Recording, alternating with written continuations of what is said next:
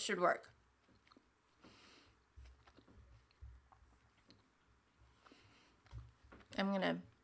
All right, we should be, okay, yes.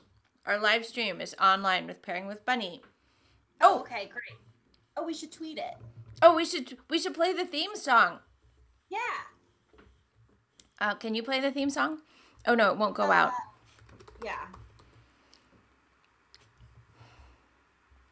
Okay, I need to get the link to what we're streaming, and then I'll tweet it, and then you can retweet it from me. Okay, where's my theme song? No, iTunes, whatever it is you want me to do, stop. Play my theme song. So I should have like found the theme song first. I forgot about the theme song, but that's okay. You want to tweet it? Yeah. Okay. I think this is the most current one. Okay. Bunny ain't no kind of rider. That's not the song I was looking for. Okay. This is the most current one, I think. Yep. It says it's live. Okay. And I will tweet it, and you can retweet it from me. Okay. Okay. At Jessatron and I are live streaming some basic code learning. Paste. Tweet. Sorry, Bunny, I lost the theme song. Do you remember how it goes? Can you sing it? It's like kind of like that, except 20 seconds long. Pairing with Bunny. Yay! Okay, so in my like different lessons, I've been getting into like arrays that have objects in them, and then like manipulating them in different ways, and like using different functions for them. And I don't know if it's just because I find objects and arrays kind of boring that I'm struggling with them, or I really like the Udemy course I'm taking overall, but one thing that I don't like is that he uses variables and functions that are so similarly named to each other that it makes it really hard. Okay, so like, for example, here is a function that we did as we were practicing, and the function is that it takes this and then it searches the array, and if it finds it, then it returns like the whole piece of it.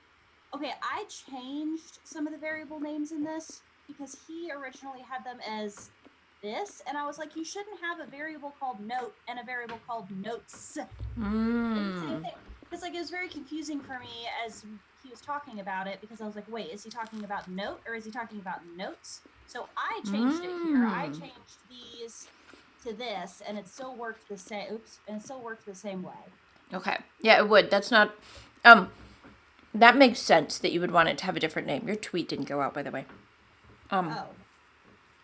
But, yeah, that especially when you're talking about it, that makes a lot of sense that you would want really distinct variable names.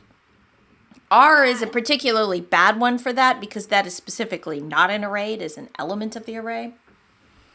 Oh, that makes sense. Yeah, I just put it like whatever in there. You could call it LM. You could call it this note or that, or one note or a note or single note. But yeah, it made it like a lot Each harder note for me to understand what he was talking about when he was discussing it, because okay, there we go. Now the tweet went out.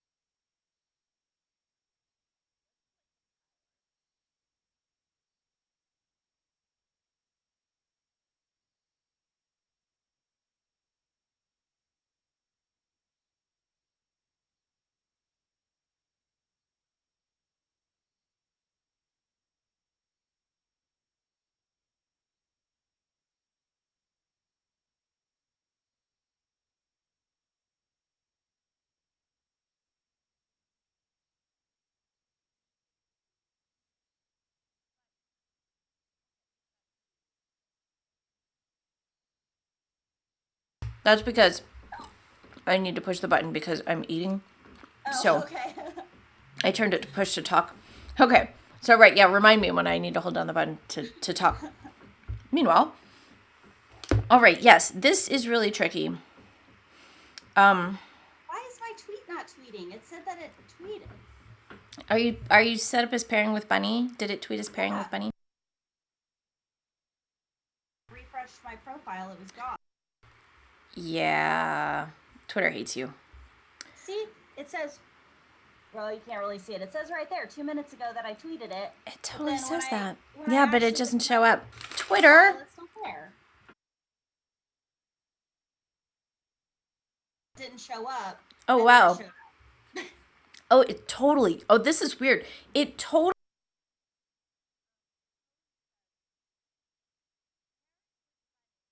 Oh, right. It totally says pairing with Bunny, retweeted pairing with Bunny.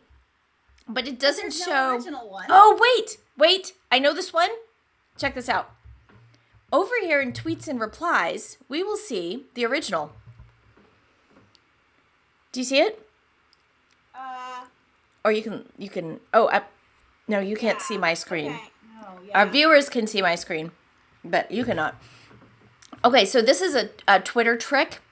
If you start the tweet with a Twitter user, it treats it as a reply.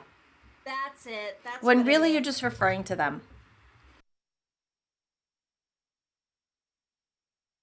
Oh, darn, I should have retweeted your retweet of yourself, but I retweeted the original just now. Oh, well. Well, that works. It'll probably work. Anyway, back to the live stream. Okay, so you have something interesting, and there's many ways we could approach this, but let's play compiler to start with. And by play compiler, I mean, let's figure out what your delete to do is doing, because you want to know why it's deleting the one at index 0.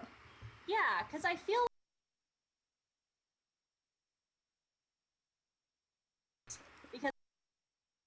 Oh, yeah, there's like 8 things wrong with that, Bunny.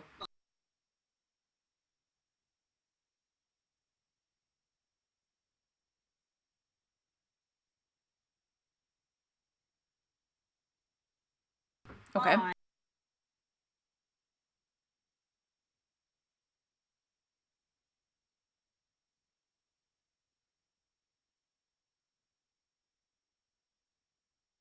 zero. Let's find out. So let's figure out what's going on in this function. The first thing we're doing is we got to do in, and we know that that's an array because that's just hard-coded at the top. So we could, one thing that I might do in this case, if I was uncertain about what to do was, I would console.log the to do. Or here in VS Code, we could debug it. Have you done debugging yet? I haven't reached that section. I did do just a console.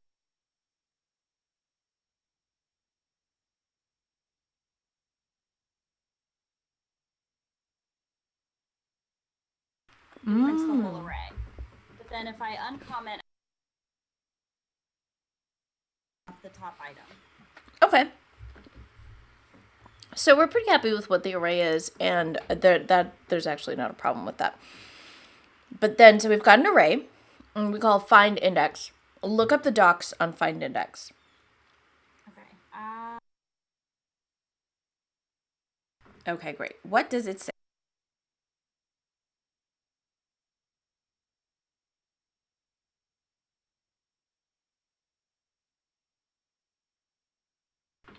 Okay. And what is the type of the provided testing function that we need to pass in? It's a string. No, it isn't. It's a function. Oh.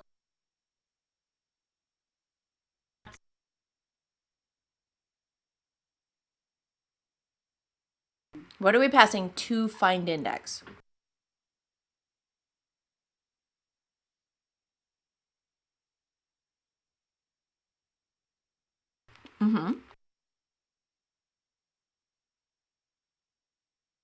Function.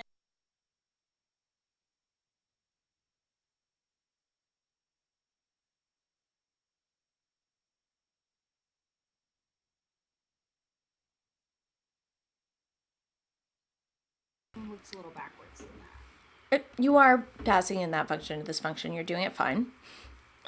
Sort of. FYI, when I started programming, we never did this. Like, almost never.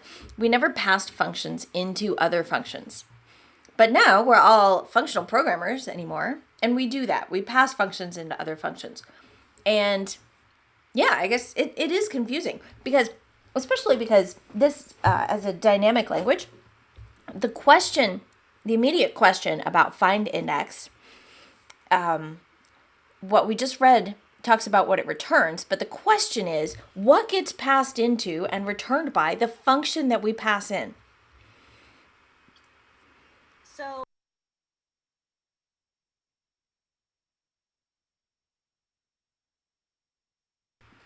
and then it's based on Find index is going to return a number. That part is true. Mm-hmm. But we need to look at the docs for find index, and we need to learn more about that provided testing function.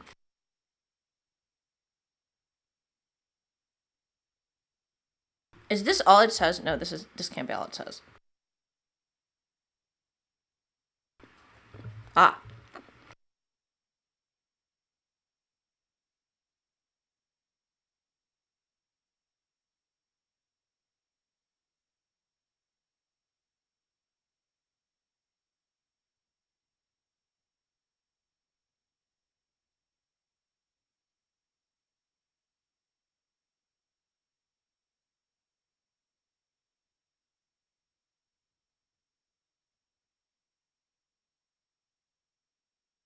Whoa, pause. No, it wouldn't be.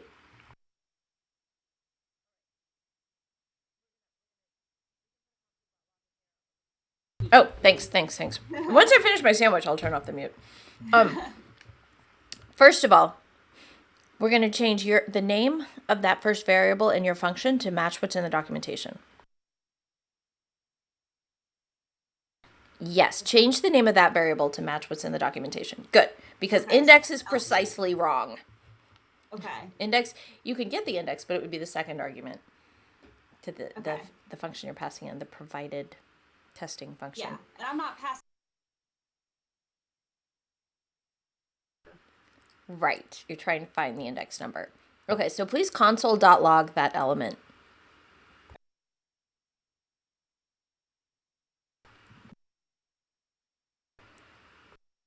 Okay, let's talk about scoping. I mean, yeah, run it, by all means. Oh, yeah, well, yeah. Because it's only in scope. Yes. So if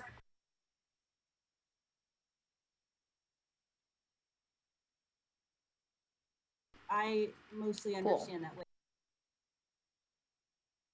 Hail.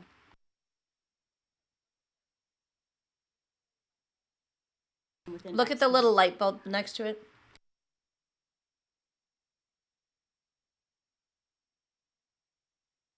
Do you see why it's unreachable?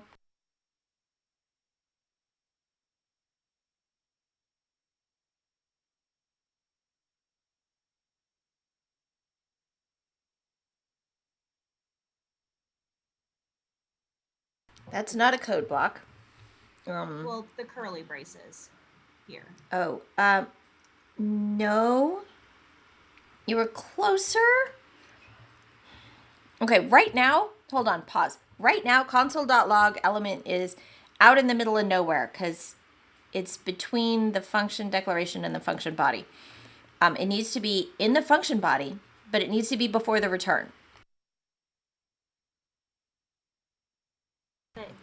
You had it on the wrong side of the curly brace. Oh. Okay. Right. So element is defined within the function body, and you needed to log it there. Okay, now we still have the problem. It logged one of the elements. You see it? Mm-hmm. Okay, good. But index is not defined in there anymore because you renamed the function argument. Yeah, so if I were you... Yeah, so now do you notice that splice makes no sense there? Where should the splice be? Do you know? I mean, because... would it be yeah. and there? Yeah, somewhere that index is. Semicolon. Somewhere that index Yeah, is, but index is defined. So in that block where index is... You're just missing a semicolon or a new line after the closed parent on 23. The first closed parent on 23. Oh. There. I gotcha. Okay. That's why I got confused. I was like, I thought that it would go here. But I realized that that's why it was... Right. Okay. So yeah.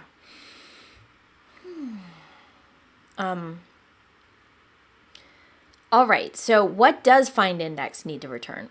I'm sorry. What does the testing function that we provide to find index need to return?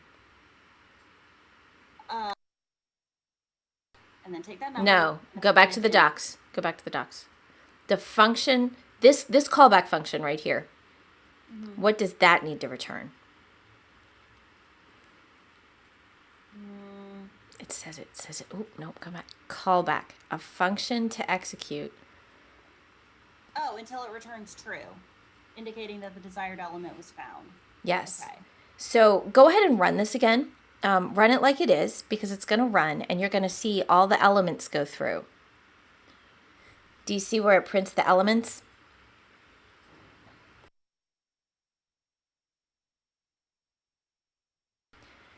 Huh. Okay, Yeah. we should put more in our print. We need to put more in our print. When we console.log element, do console.log, here is an element, colon. Yeah, just stick a string before element so that we can identify that printout. Okay, now run it again. Okay, tweaky things about console.log. If you just pass it an object, it will print the stringified version of that object. But if you add the object to a string, it does this stupid object thing. You need to specify that we want it to stringify the element. Okay, so then I should do it as like a... No, what were you thinking? Where you do the backticks and then the $sign and the curly braces and put it in there that way? Try it. See what that does. So...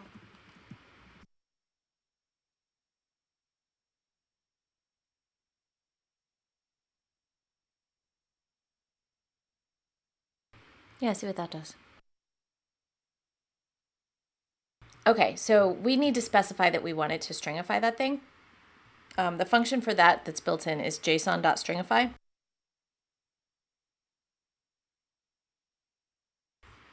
Here at the beginning, what does that come after the .log? Okay, we want it to stringify. Okay, I want to like see if I can give you like wider background so that you'll apply this to more things. When you have the plus with the string, or when you're doing it like this with an interpolated string, JavaScript is like, okay, you're putting together a string. You've given me here is which it understands, that's a string. And then you've given it this object, and it's like, it's an object. I will convert it to a string, because it's JavaScript, and it loves to convert things to other types, whether you wanted it or not. The default conversion for an object to a string is object, obviously. But we don't want it to do that. We don't want it to print the default conversion to a string of element. We want it to print the JSON stringified version of element. Okay. There's a function from object, element is an object, to string, and that function's name is json.stringify. And we want to call that function on the element. Okay, so just on the element, not on the entire console.log. Okay. Yes. That makes sense, because the rest of it already knows this is a string, but it's having trouble with this part here. Yeah, so that part. Do I put that inside the curly braces for element. So Yes. the element dot, what is it? Jace. Is it Okay, close. JSON.stringify is a function, not a method. Okay. So methods you call with the dot syntax. Oh, and then so if JSON stringify is a function, then I need to pass this into it? Yes. So you kind of put JSON.stringify parentheses around element. Okay. So is that all caps JSON? Yes. And stringify is all lowercase. Yep, there it is. And then Good. put this in here like that? Yes. Okay. Okay, good. It did the thing. So this is the JSON stringified element object. Here is okay. Now So you the element is taking, so element is reading basically each individual line, each little object. Okay. Yeah, each element in the array. Good. So that is your provided testing function. It's harder to talk about it because it's an anonymous function and doesn't have a name, but it is the provided tested function to find index, which receives an element as its first argument. So each of the things in the array come through this function, and then this function is supposed to return, do you remember? And now it's supposed to return true or false. Right. So currently we're not returning anything. So what is it doing? It's just printing it. It's just looking at it and printing it. It's not cycling through and actually checking for the condition. Right. True or false Right. on each one. Like what it's supposed to do is run through and check each one to see if it can find this, but it's not doing that. It's just saying, oh, here they are, right here. Yeah, and what it is returning something. What is that function returning? It's just returning the objects in the array. No, it's receiving the objects in the array individually as parameters. Oh, okay. But what is it returning? Here. It's supposed to return this, but it's not. Actually, it is. I mean, so what it is overall returning is a spliced version of the array. Okay, we're talking about two different functions. I'm talking specifically about the provided test function to find index. So that little anonymous function. Yeah, that one. Okay. What is that baby function returning? It's just returning these objects? Nope. It is returning undefined. Oh. Because you didn't put a return statement in it, it's returning undefined. And then find index is looking for... Oh, I gotcha. Okay, it's logging the objects. Yes. But in terms of what it's actually returning, like what it's computing, is undefined because yes. I didn't put a return statement in there. Okay, I just okay, cool. That makes sense. Yeah, cool. Yes, it is having the side effect of logging the code, but that's just for our own purposes. I was confusing logging and returning. Very different. Okay, so I need to put something in here that actually makes it go through each element and return true or false based on this, because that's what it's supposed to do. It's supposed to return true or false, I guess, ideally true, as it searches for this.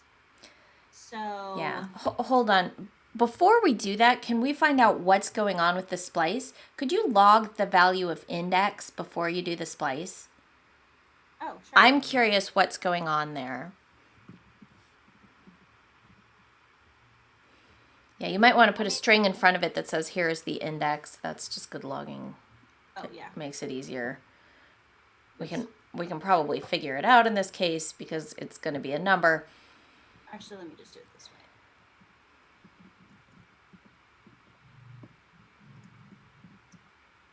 Okay. Yeah, my guess is that it's going to be what do you think it's going to be? 4. 4. What does the 3. What is the no, it's -1. So it yeah, because if you look at the docs to find index. Yeah, that's what it returns if it doesn't Right. find what it's searching for. Which is because the provided testing function always returns undefined, and JavaScript interprets undefined as false. Undefined is falsy. So why is it cutting off? That's a good question. Okay, let me move your face so I can see the contents of the array again. Here, I'm gonna run to the bathroom really quick. Oh, You don't have to literally move your face. Okay.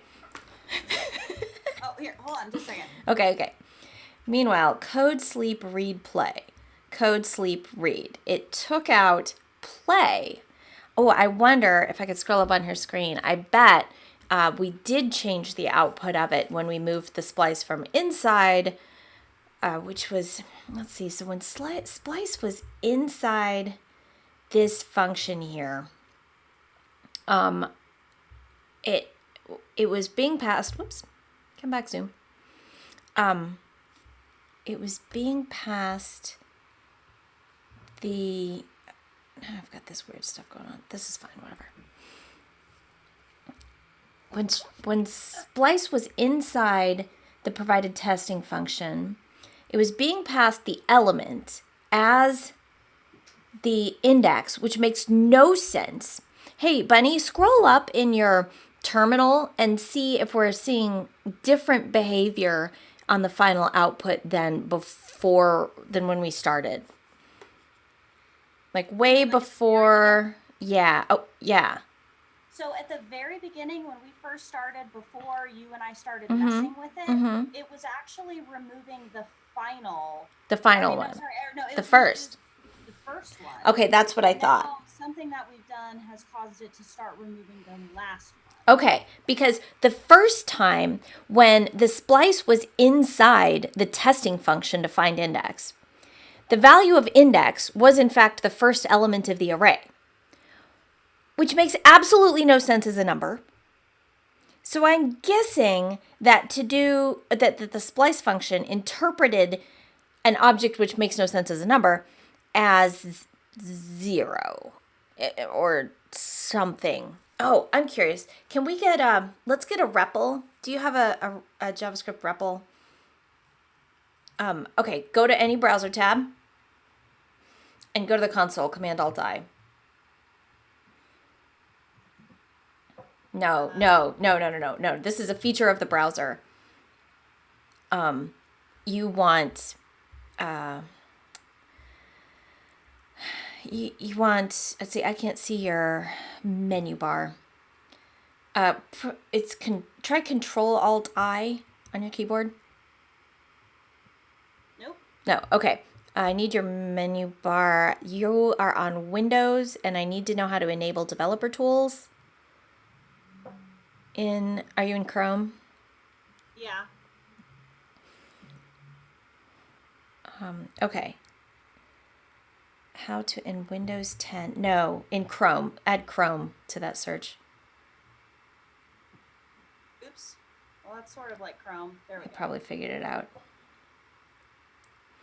And whoa. How do I enable develop? Come on, yo. I just want to access the console in Chrome on Windows. And I don't even know how do you get to the menu bar on Windows? How do you get to like the file menu kind of thing? Where is this? No, in Chrome. Yeah, in Chrome. I don't even know how to do this anymore. That I'm still figuring out on this Dell. I had a Mac for so long. Right. Here we go, settings. That's not it. Oops. Well, I mean, that might be it, but what kind of weird-ass menu bar is this? Click that again.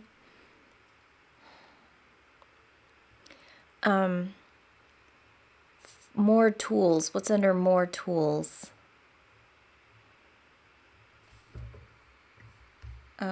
Developer tools. There. Control-Shift-I. Now we know. Okay. Okay. There you go. Now you have the JavaScript console on Chrome, and you can just type stuff. So, like, give yourself a sample array. Be like var a equals brackets 1, 2, 3.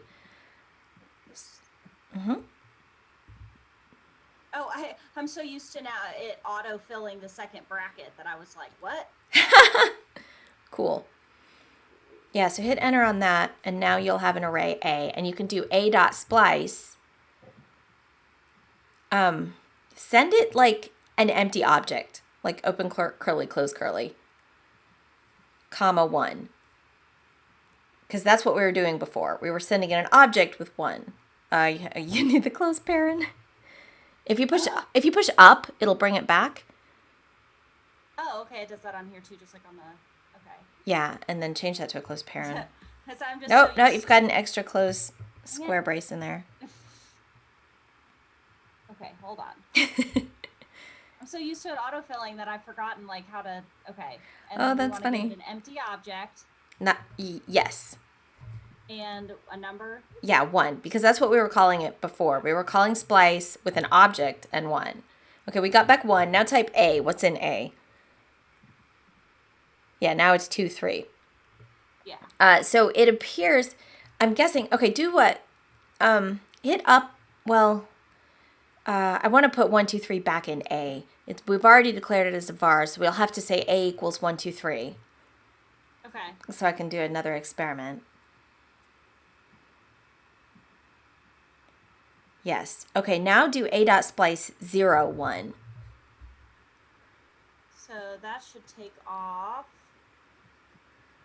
the first Does that take off the first item? in the array. Okay. Yeah, and if you type A, you'll probably get 2, 3 again. Yeah. Yeah. Okay, so that's what it was doing. It was previously, although I would have, and escape. Hit escape to make that go away. Okay, so here's what was happening. You called find index, and in find index, you did a splice. In the function that you passed to find index, you did the splice. It was getting an element instead of an index, which it interpreted as 0. It removed that element, so that removed the element from the array, and it returned. Do you see what splice was returning there in the console? Oops. Oh, I thought you meant that console. You mean this one? Yeah, this console. Yeah, the web console. There. Do you see what splice is returning? After you call splice, it shows you what it returns. So it's returning the number 2. Nope. That right there is just A. When you called splice, just above that. Oh, it's returning 1 because that is. So that's right. I forgot that about splice. That when splice performs the action, it deletes what you tell it to delete, but then it also stores that item that you do delete. So that way it returns it. It returns it, yeah. So that way, if you want to put it somewhere else, if you want to delete it off of this array and then put it somewhere else, it stores it immediately afterward. It's the same with some of the other ones I was using. Splice returns it, yes, so that you can store it if you want to. Whatever that other one is, where it like takes it off the end. Push pop or whatever. Pop does the same thing. It gives you the element, but then it stores the value. In this case, splice was giving you an array of 1. Now, is that array truthy or falsy? An array of 1? Yeah. I guess it's truthy. Yeah, I think it's truthy. You can confirm that by being like, if array of 1 in the Java console, then yeah, I do that sometimes. Like if thing that I'm checking. Array of 1. Yes. Your square brace is backwards. Yeah. There you go. Close parent. Oh, you can just do that. Yes, because we're treating it as a Boolean, and then do open curly brace. Oh, it doesn't matter where. Yeah, and then console.log truthy. Truthy? As a string. Oh, because if, yeah, that makes sense as a string. Yeah. So I'll just like stick it in a Boolean position and see what JavaScript does with it. Truthy. Okay. So indeed, that array of 1 was truthy, and therefore find index stopped. So it only called your test function once. Your test function removed the first element. If it had called it again, it would have proceeded to remove the other first elements, or the next first element and the next first element. Okay. But it only called it once because it returned truthy, and find index stops as soon as it gets a truthy. Mm-hmm. Okay, but now we're better. Now find index always returns falsy, or the function that we pass to find index is always returning falsy. So find index does the documented thing and returns -1. And apparently, now let's try in our JavaScript console over there. Let's try put 1, 2, 3 back in A again.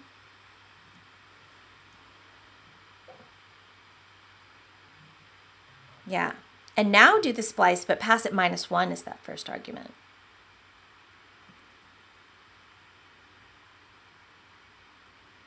And then it'll just say 1. Yeah, and 1. So it popped off the 3. Yeah. If you just type A here, then it prints A for you. Oh, okay.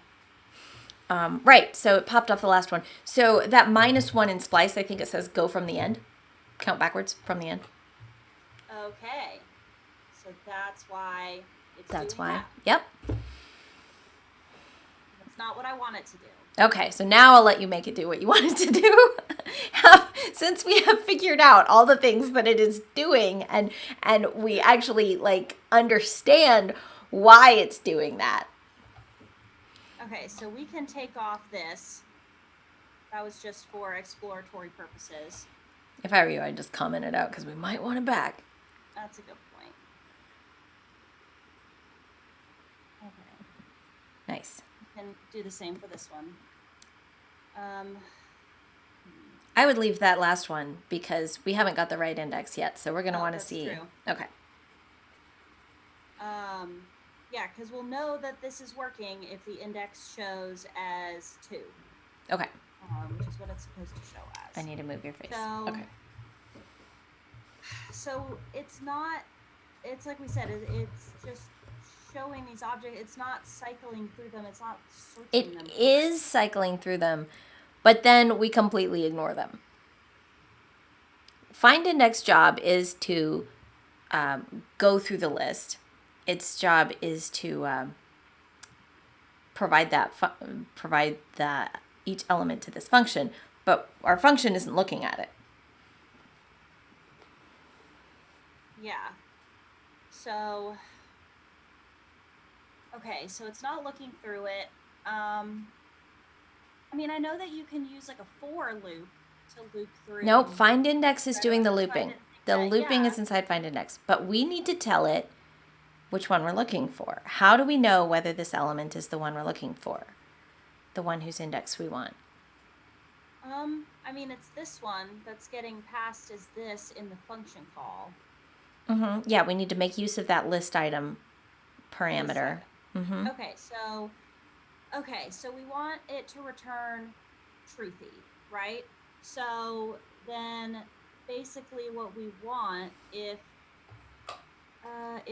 text dot, no wait, that's not right. Okay. Something with the list item no, that's right. Okay, so text dot list item should be equal to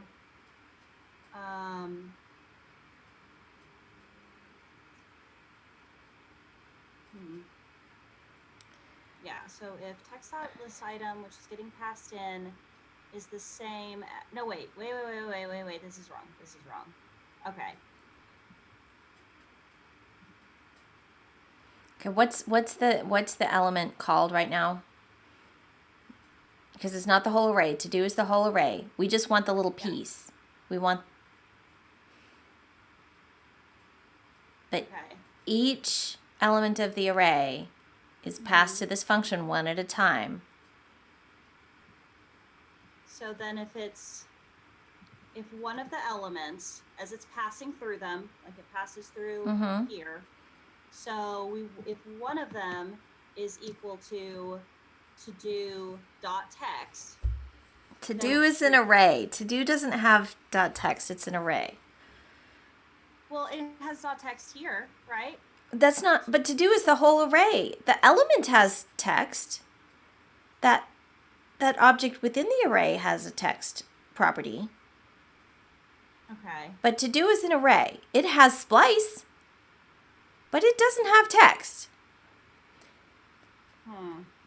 But the element does. We get the element, okay? We get the element in this provided test function. And the element has text. Right. Now compare it to the list item. Yeah, so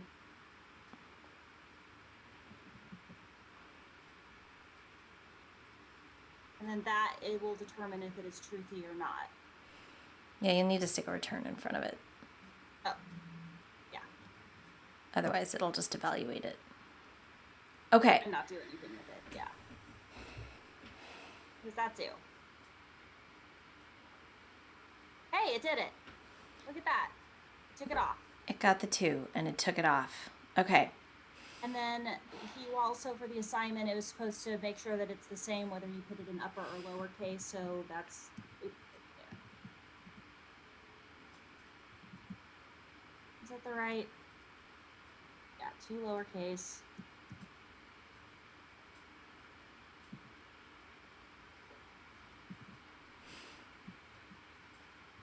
Okay, and so that should work. Good test. That too.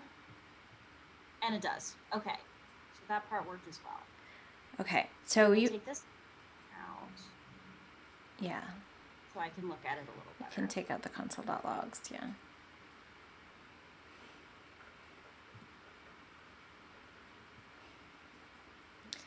Yeah.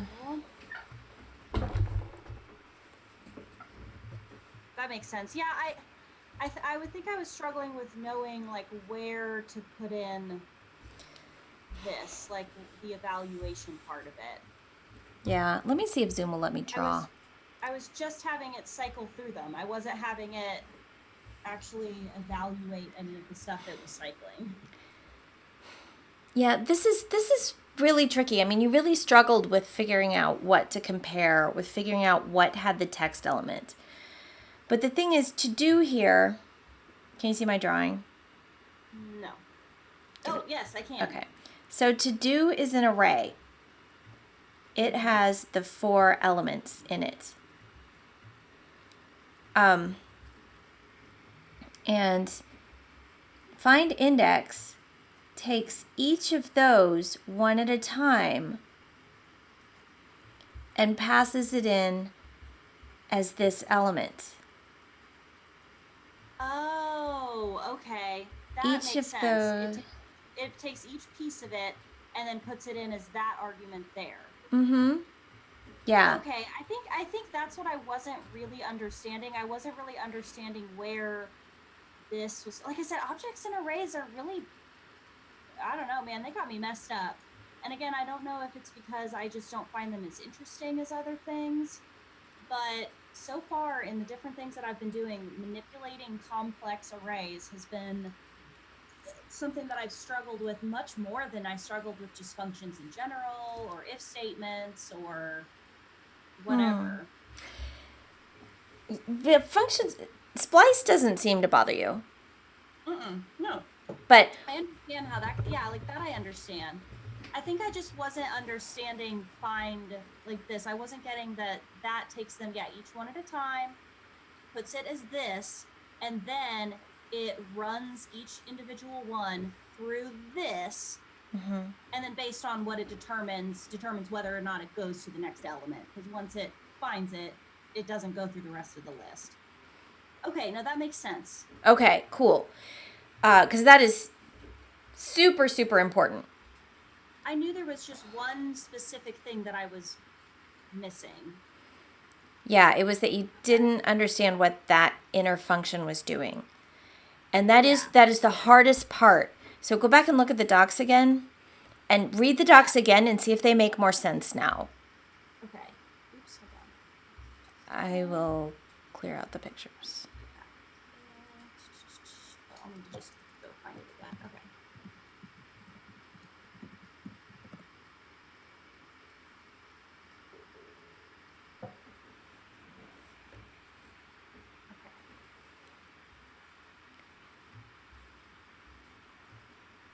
okay, because then that's the callback function.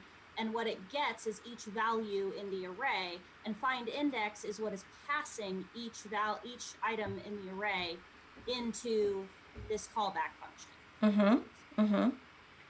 Okay.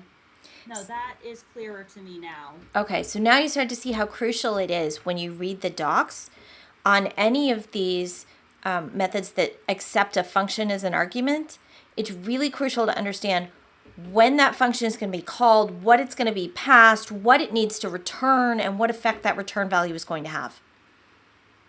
Yeah, which is I kept hard. thinking, because when you were asking like what does find index return, I kept thinking like, well, find index is supposed to return a number. It's supposed to return the number of the index, which ultimately is true in that all of this is supposed to return the number, but really it's this part that's returning the number. This part is returning, they're not returning, but inputting each of these into here, and then that is taking it through to find the number. Yeah, your function doesn't return the number, it returns whether this is the right number.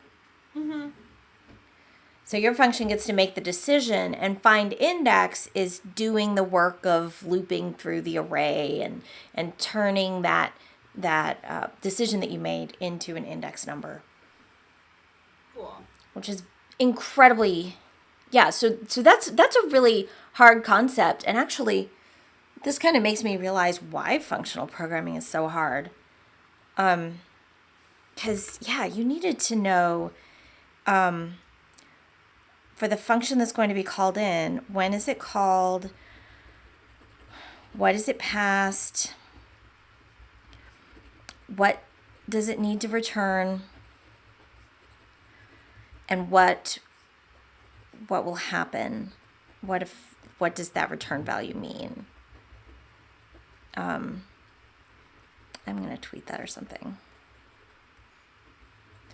Need to return, because that, so now you know how that kind of function works, and there's a lot of that kind of, or method in this case, find index is a method on array. There's a lot of that kind of thing going on with arrays and sometimes objects. Do you want to learn about the debugger? Because we have VS Code. Yeah, I know it gets to that eventually in my video course. Oh, okay. But I haven't gotten there yet. Okay, well, if it gets to that, you can. Do they use VS Code in there? Yes. Okay, cool. He specifically had me download VS Code, and then I also downloaded this particular thing. Particular terminal. So that way, okay. Depending on whether you're using a Dell or a Mac, watching his videos, you're not going to have different commands. Good. So I downloaded this. This is not actually. Is this Sigwin? It's CMD Commander. Oh, okay. So this is not actually the terminal that comes with my Dell. It's a separate program that I downloaded to make sure that it's the same as what he does in the video. Sweet. So I've been doing the video, and then I've also been doing some stuff on free Code Camp. See if it'll log me in. Okay, great. So I was doing this one. So I did all the basics again. Wow. And then I got kind of confused down around here. Oh, higher order arrow functions. And then I got frustrated. And then I started working on this instead. Hey, go to that higher order arrow functions, Bunny, because that's actually completely relevant to what we just did today. Okay, great. Yeah, so I've already done all of this, and then now I'm doing this as well. Nice.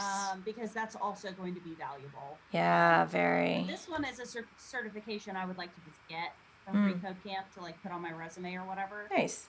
Because then after basic CSS, which I've done quite a bit of, then it's got look at all these things here, and so I figured this is something I can work on and then continue to supplement it with the JavaScript. Very cool. Because HTML and CSS I know are going to require a lot of practice to make it look right, but at its basics, it's just not as hard. It is just not as hard. So on days that my brain doesn't think it's ready to do a bunch of complicated JavaScript, I can work on practicing HTML and CSS, which still require a lot of practice to be good at it, but you just don't have to hold as many things in your brain. As when I'm trying to learn Java. As when I'm trying to learn JavaScript. Okay, so wait, I did all the basics. Yeah, this next one. Okay. Higher order arrow functions. Yeah. So that's very relevant to what we just looked at. Because go ahead. That find index function that was confusing you is a higher order function. Yeah. Okay. So I hit this, and then it was talking about these that take other functions as arguments, just like find index does. And then it's like use arrow function syntax to compute this. And then that's where I got lost because I didn't even know what these do. It hasn't covered those or anything in the course. I assume I'm supposed to just go look them up. Well, you don't need to read the following code. We have written this with filter. Okay. Map, filter, and reduce are methods on array, just like find index. Let's go play with them in the console. Up here? I guess we can do it there. Okay, so where was it? It was Control-Shift-I?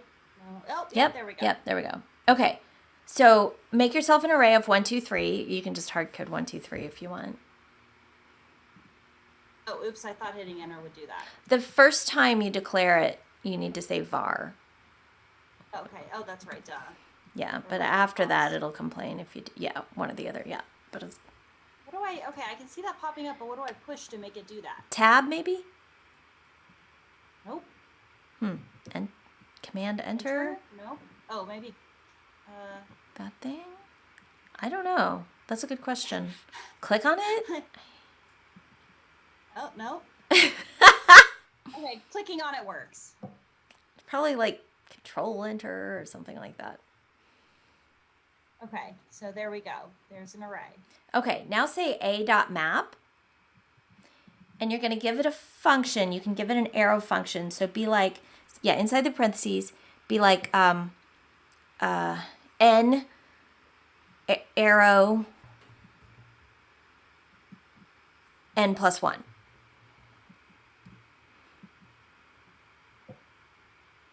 Wow, it's even showing you before you hit enter. It's showing you what it's going to be. So that changes it from 1, 2, 3 to 2, 3, 4. So does map apply something across the board? Like it adds +1, in this case, to each element in the array? Exactly. Okay. So if it was map +2, then we would conceivably get that. Okay. Excellent experiment. Yeah, so hit enter. And you'll get your 3, 4, 5 array back. There you go. Now type A. And notice that A is the same. Map does not mutate the array. Okay. It just gives you back a new one. It like clones it. Yeah, and it gives, but it applies that function to each element. Okay. Like you said. Now try filter.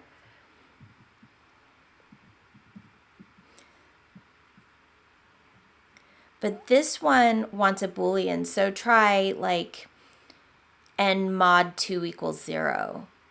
N mod? Yes, you were right. You need n fat rocket. So this is going to be a function from n to a Boolean. Mod is %, I think. So n, you need to say n again. Oh. There you go. So the first n was a naming. I'm going to name the thing that I got n, and now you can use that name. n % 2 equals 0. Triple equals. Oh, right. Is equal to. Yes. And is equal to, correct. Okay. So wait, what does the % do again? It's like a remainder operator. Okay, that's what I thought. Okay, it returns the remainder. Okay. Right. So n mod 2 equals 0 says give me the even numbers. Okay. Or you could say n mod 2 equals 1 and get the odd numbers. Okay. We could have said n is greater than 2, or n is less than or equal to 2, or n equals 1. One way or another, filter, do you see what it's doing? Yeah, it filtered out the odd numbers. Yes. Yes. So filter applies a function to every element in the array, and that function needs to return a Boolean, and that says whether or not to keep it. So if it returns false, it takes it out. If it returns true, it keeps it in. Yep. 2 is an even number, so the remainder of 2 is 0. Mhm. There's nothing, if you divide it, there's nothing left over. Right, exactly. So that's what filter does. Now go back and read your thing and see if it makes more sense. Okay. Oh, this line above is, okay, this is what we're changing. So now. But read what it said about filter, because when you read it before, you didn't know what that was. Okay. Read the following code. And post.shares are greater than 100, and likes are greater than 500. So return true if all these things are true. Return false if one of these things is false. We have written this with filter to make it at least somewhat readable. Now compare it to the following code, which uses fat arrow function syntax instead. Okay, so same thing here. Facebook post.filter. What you're passing in is the specific post. You, okay, and then it takes you to the thumbnail. If it is not equal to null, same thing. And it has more than 100 shares and more than 500 likes. So this is just advocating for arrow functions, whatever, same difference. Yeah. Use arrow functions to compute the square of only the positive integers in the array, real number array, and store the new array in the variable squared integers. Okay, so squared integers equals, okay, so then this needs to start with real number array dot filter, and then it's going to get passed in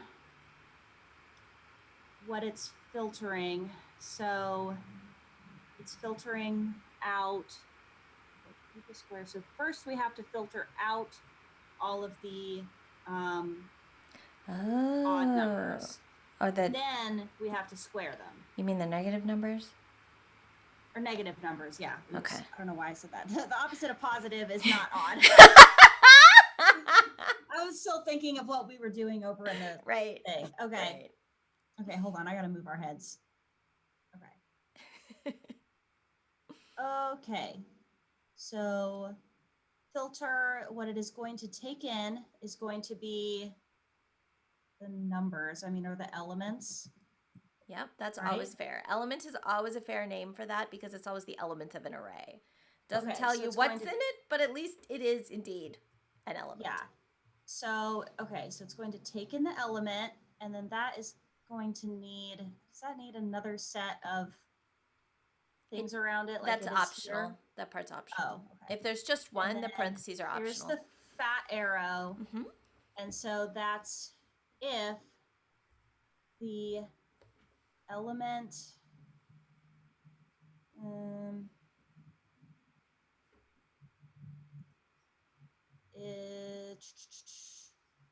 is positive. So if the element is greater than 0. Yeah. Stick a return like before the word filter or something, or stick a return somewhere. Right, there's a return here. No, I meant a new line. Sorry. Stick a new line in there somewhere so that it can get down to a new line. How about this? Okay. No, you can't put it there. Sorry. Put it after the arrow. Okay, so then there's that. Thanks. Okay, that's what it. Okay, so that. Yeah, I've done a little bit with arrow syntax, but not a ton. Okay, you physically can put the return there. It just looks wrong. Yeah. That's aesthetic. Okay. Okay, and then if the element here is greater than 0, then you return. Oh, it's with the fat rocket functions, the arrow functions. You don't need to return. Okay. You just give it exactly one expression in the function, and it's automatically returned. Okay, so first it has to determine if the element is greater than 0. Mm-hmm. And then it needs to take the Yeah. ones that are... We'll start with this one, right? Okay. Just close paren. There, now it's happy. Oh yeah, did you get the positive ones? Yes. Good. Okay, great. So it automatically returned those. And then we need to take that and square it. Oh, F12. Square. Okay, no, that can't be any of those. Okay. So to square it, you just multiply, so it'd just be the element times the element. Right? Hold on. First, okay. I mean, yes, it'll be the element times the element.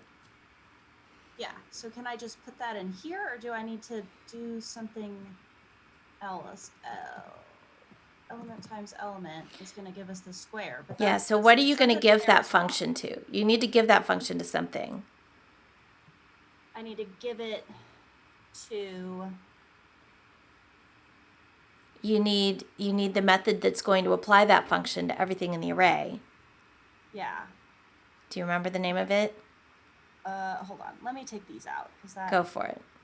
Kind of...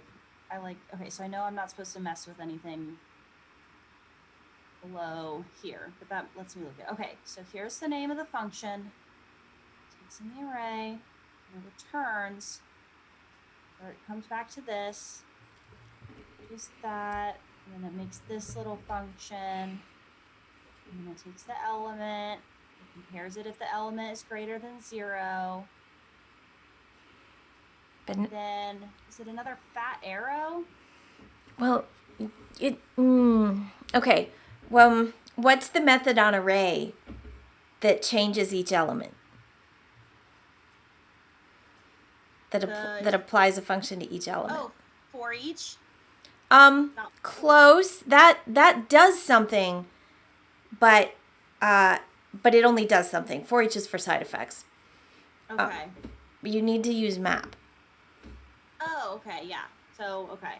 So then I need to take element.map. Map is a method on array. Oh, okay. Which squared in a filter, actually, this is extra tricky.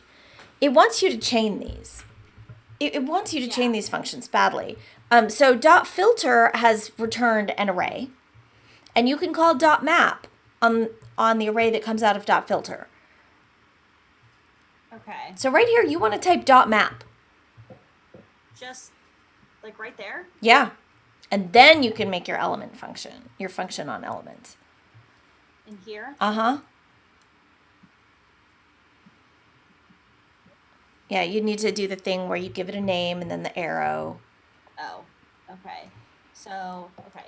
Does it need a name? Can I just call it function? No, you have to give the parameter a name. Oh, the parameter name. Okay. Yes. Okay, I can't use element again. So... Yes, you can. You totally can. Yeah, you totally can. Because when you gave element a name for that arrow function that you passed into filter, that only lasted for the next expression. Okay. So then it takes this. That's the parameter. Now I can tell it what to do with it, which is element times element. Yeah, you need an extra set of parentheses. Yeah, because this needs to still be contained over here. It declined to type that for you, so you'll have to try again on the open paren. Does it need another one here at the beginning? Oops, that's a 9. Okay. Okay, you got it. No, it says that's wrong. Oh, look, it did it. Okay.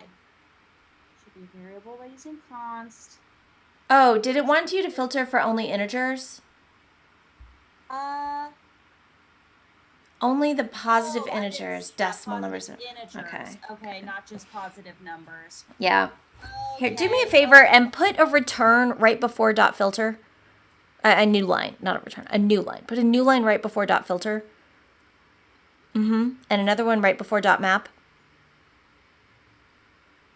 And then on line 6, you can take out the new line and put that back on line 5 with its friend. Okay, good. Oh, that looks nicer. Okay, good. Okay, so now it can't just be that it's greater than 0. It has to be greater than 0 and be an integer. I don't think I know how to do that. Okay. Dot map, reduce. I don't know how to use that. Okay. All right. See, to help us, let's comment out line 6 so that we can see just the result of the filter. Okay, good. And then you can add a second dot filter to do the integer part. Oh, okay. So I can make a separate line. Dot filter. Once again, it's going to be filtering the elements. You can put the fat rocket right there after element. The second set of parentheses are optional there because there's just one, but now you're going to need. Okay. But now you need your dot filter needs a parenthesis. Do you see it? Yes. Yeah. Okay, and good. Whatever is here will end. Yes. Whatever I type will be here. Yes. Okay, good. Okay. I'm not sure how to. I don't know how to filter. I don't know. Does it have a dot round method? Can you call like dot round on it? Element dot round or. But that would just. Okay, hold on. What does it have? Take the dot, element dot. To exponential, to fixed, to precision. That's probably good. But we don't want to just take the ones that aren't integers and round them up. It wants Right. the ones that aren't integers to be But- not considered at all. But we can check whether the rounded one is the same as the original. That's how I would check whether it's an integer. If I round it to an integer, does that change it? Oh, okay. I got So what does to precision do? No idea. Returns a string. String. A number. Represented. Okay, so I don't think that's what we. With a specified number of digits. No, number of digits is not what we're after.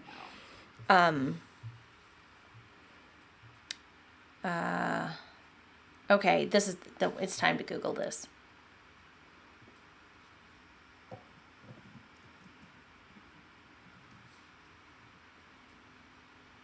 Is integer. Oh, there we go. Should have known. Wow. Is that a thing? Okay. Element dot. Okay. Is integer. I think it was a function. I think it had parentheses. Oh man, another freaking function. Too many functions. Your test output will go here. Why didn't it do anything? Okay, it's not a function. Check the what version of JavaScript does that need? Oh, look. It's not a method. It's not a method. It's a function on that number object. Okay. So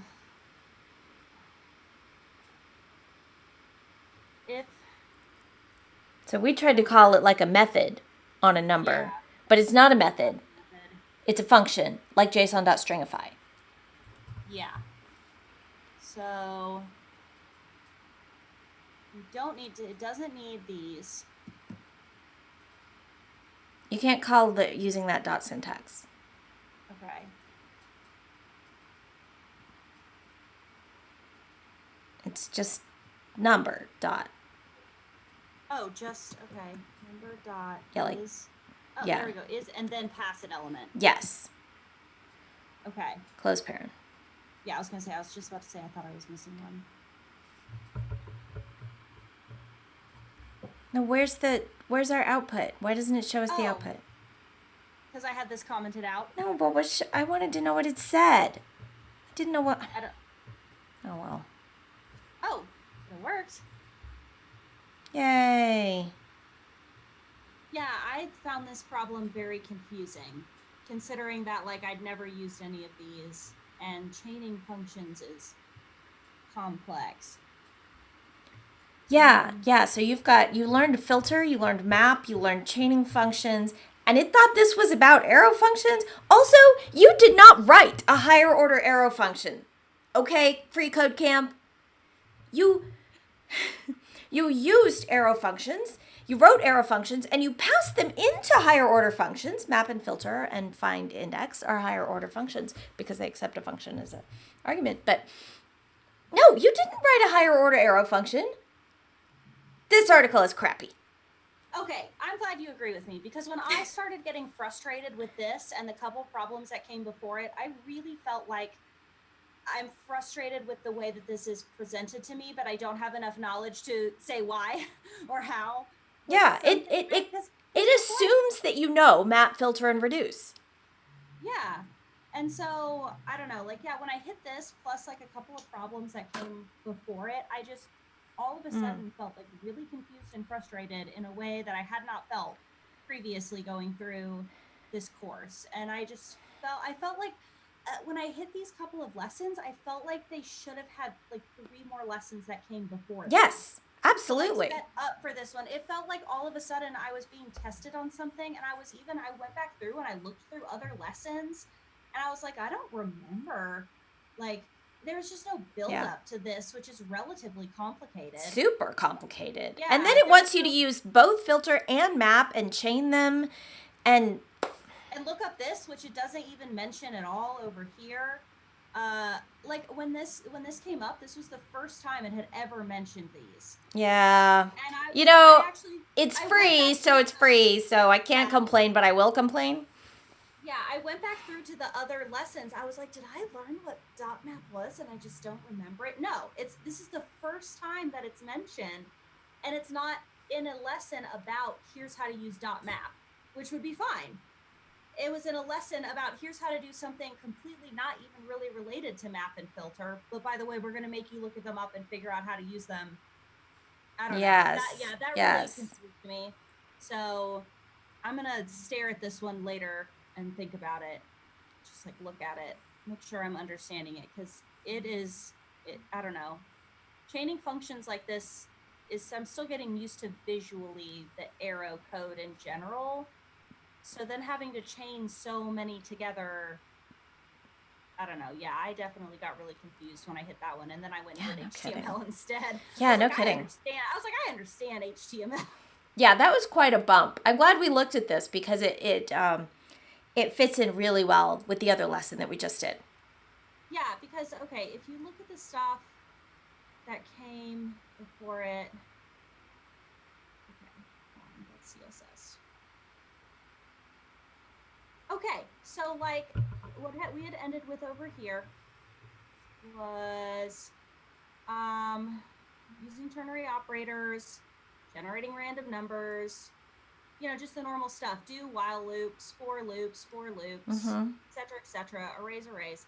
And then it's like, okay, now we're talking specifically about ES6, so let's talk about var and scope of var and how that differs. Var. And then, like, all of a sudden it went to this. And then, like, okay, this is pretty simple. This isn't too bad. Like, I got that. And then it just, like, went from, here's the first time we're teaching you how to write arrow functions, to go ahead and chain 5 of them together. Well, chain 3 higher order functions that you haven't used yet together with arrow functions. Yeah, like, it's quite a lesson to go from this. Right. Yeah, I think because this is ES6, this particular segment has an assumption that you, like, know all of JavaScript before ES6. Yeah, and it's like, I was just like, this is not covered in the basics that you taught me. Yeah. So it just really felt like a huge jump to go from this to then 2 lessons later doing what you and I did together. Yes. Like, that's that one. And then that's the one that we did. Here's the one that was in the middle. Yeah. We had a discussion today on Greater Than Code about how lately people want to say, coding is easy. Everyone can do it. And we're all like, it's not easy. I mean, can people do it? Yes, you can do it, but it's not going to be easy. Yeah, and it's like, I can attest to that. It's kind of like the thing I tweeted that got like 100 notes, so thank you for retweeting it. When it comes to like gifted kid syndrome, it's like all through middle school and high school, I did not have to try really at all, at anything. Right. And I got straight A's. Like, you put in 20% effort. I got all straight A's. So if someone like that, me, is like struggling with any aspect of code, then no, like it's not easy. It's not And the easy. problem is I never learned how to work hard at something. Like in middle school, high school, I Right. never had to work hard at something. And it creates this problem with your brain where you get this instinctual reaction of you kind of learn this subtle message of, well, if I'm smart enough, I don't have to work hard at anything because you see all these other people around you who are working really hard to achieve the same results that you Oh. achieved just by being smart. So then it kind of creates this thing in your mind of as soon as you start having to work hard at something, oh, that means I'm not smart. Because if I was smart enough, I wouldn't have to work hard. And obviously that's not logical. But that's the gut reaction. Also, a lot of the times when something looks easy for somebody else, you don't see the work that they are putting in behind the scenes, or you don't see that actually, like, their grandmother was a coder and they've been coding on their calculator their whole life, and you're just like, wow, this is easy for them, it should be easy for me. And it's not about smart. Yeah, and no, programming is not. It's about a situation. It's very complicated, and it's very different than anything else that I've ever learned. So, but getting there, working on it, see how it goes. Yeah, totally progress. Yeah, this was fun, Bunny. Good job. Yay. Let's see. Yeah, you should sing the song again because I can't find it. Oh, it's like, well, if I play it on my phone and put it to the microphone. Yeah, that'll work. That should pick it up. Okay. Poorly, but it'll work. Zoom is, that is not the kind of audio that Zoom is optimized for. But it'll still kind of play. Okay, let me find it from that.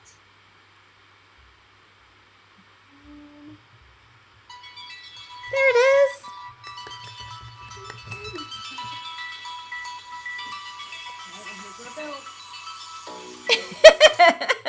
Oh, it stopped. Oh, Zoom.